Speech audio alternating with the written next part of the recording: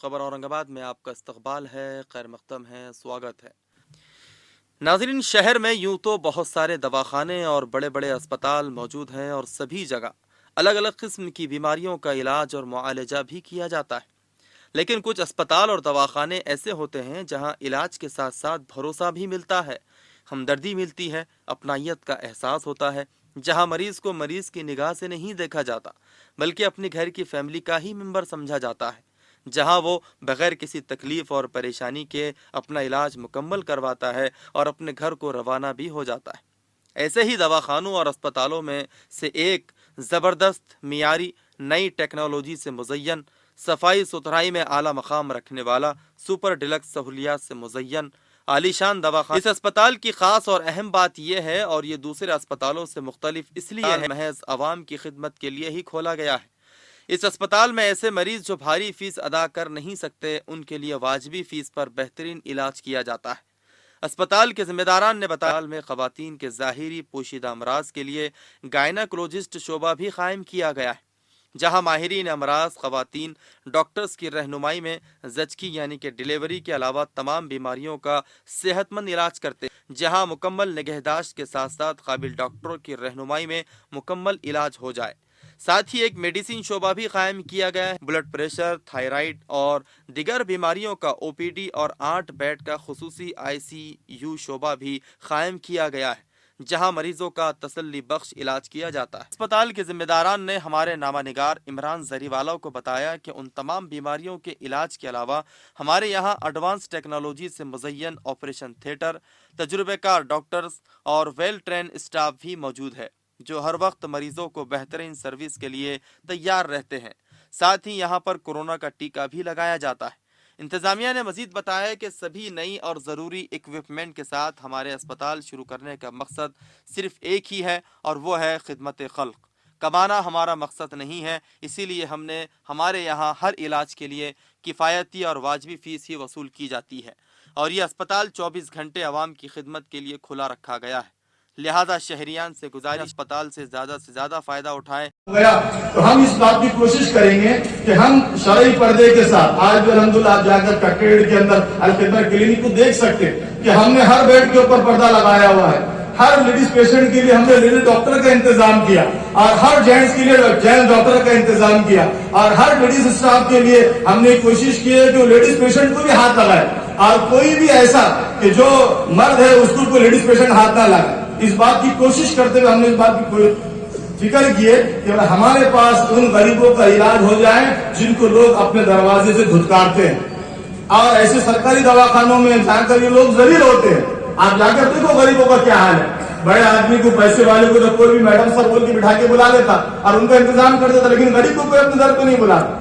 یہ بات دل میں لگتی تھی کہ غریبوں کے ساتھ ایسا ہوتا، تو ہم نے اپنے اسٹاف کے ساتھ بیٹھ کے یہ مشورہ کیا، اور باضابطہ پورے اسٹاف کو اس بات سے کہا کہ بھائی ہم یہ چاہتے ہیں دواخانے کے ذریعے سے کہ غریب کو عزت ملے، اور وہ ہمارے پاس آنے کے بعد اس کو ایسا نہیں لگنا کہ ہم اس کے اوپر احسان کریں، ہم اس بات کی کوشش کرنا کہ وہ ہمارے اوپر احسان کریں، کہ ہم کو اس کی خدمت کرنا، نہیں معلوم کس کی دعا ہم کو لگ جائیں گی، اللہ اس کی برکت سے ہماری آخرت بنا دینا الحمدللہ۔ اور اس دن ہم نے خاص طور سے پورے اسٹاف کو، اور آج بھی، کل بھی ہم نے ڈاکٹر سے میٹنگ کی، ہم نے خاص طور سے ان کے سامنے ایک بات رکھی تاکہ ہمارے دواخانے میں ہم اس بات کی کوشش کرنا چاہتے ہیں۔ بھائی دیکھو، میڈیکل اور کالج کا پروٹوکول کچھ اور ہو سکتا، دوسرے ہاسپٹل کا پروٹوکول کچھ اور ہو سکتا، لیکن ہمارا پروٹوکول یہ ہے کہ ہمارے دواخانے کے اندر ایک غریب ماں بہنوں کو عزت کے ساتھ اس کا علاج کیا ہے۔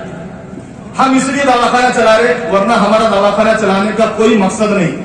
الحمدللہ آپ کو یہ بتا دے کہ اس دواخانے کے کاموں کے اندر ہمارے سارے ممبر صرف اپنی آخرت کو بنانے کے لیے الخدمہ گروپ چلا ہے۔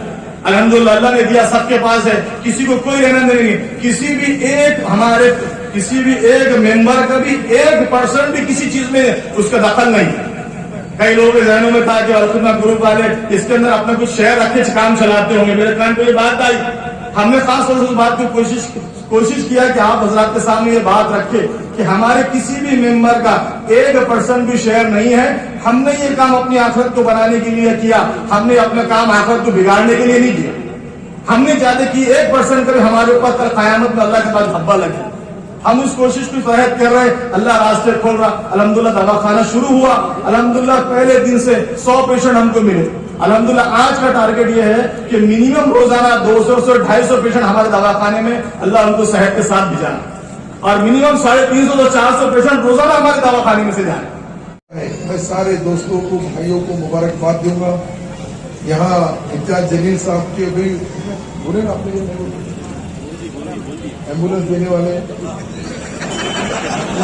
میں ایسا ہے, گواہ ہونا ہے کوئی تو بھی اپنے پاس. آج کل گواہوں کا بہت یہ ماحول ہی ویسا ہے, گواہ کے بغیر کوئی چل رہا ہی نہیں آج کل. اچھا ہے برا ہے جو بھی ہے, لیکن گواہ لگتا ہے. تو میں گواہدار ہوں.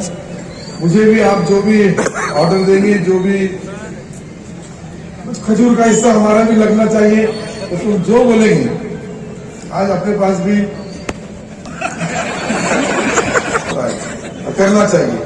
مجھے اللہ تعالیٰ نے جو جس عہدے پہ پہنچایا وہاں سے میں بہت کچھ کر سکتا ہوں. اور کرشی منتری پد ایک ایسا ہے کہ وہ 1.5 کروڑ لوگوں سے ہمارا ڈائریکٹ کنیکشن ہے. زیادہ پانی گر گیا تو بھی انتظام کرنا پڑتا ہے, کم پانی گرا تو بھی انتظام کرنا پڑتا ہے. کچھ بھی نہیں جم رہا تو پھر مفتی صاحب سے دعا کی درخواست کرنا, جمع اوپر ہونے سے اتنا بڑا دشکار ہمارے سے نہیں ہوگا سکتا. تو دعاؤں میں بھی بہت اثر رہتا ہے. اللہ تعالیٰ وہاں سے بھی جو کچھ ہوتا ہے ہمارا, ہمارے سارے فیصلے ہی اوپر سے ہوتے ہیں, نیچے تو بہانہ ہے. تو جو بھی چیزیں ہو رہی ہے سب کوشش کر رہے ہیں, لیکن ان کو بھی جو ہدایت ملتی ہے وہاں سے ملتی ہے, جہاں سے مجھے ملتی ہے, جہاں سے امتیاز جلیل صاحب کو ملتی ہے. ان کی تھوڑی 3-4 جگہ یم ہے, اتنا ہی ہے, نام ہی ہے وہ, پر پھر بھی جہاں بھی ہے اچھے ہیں, اچھا کام کرنا چاہیے. سبوں نے مل کے چناؤ آیا, ضرور ایک دوسرے سے لڑنا چاہیے.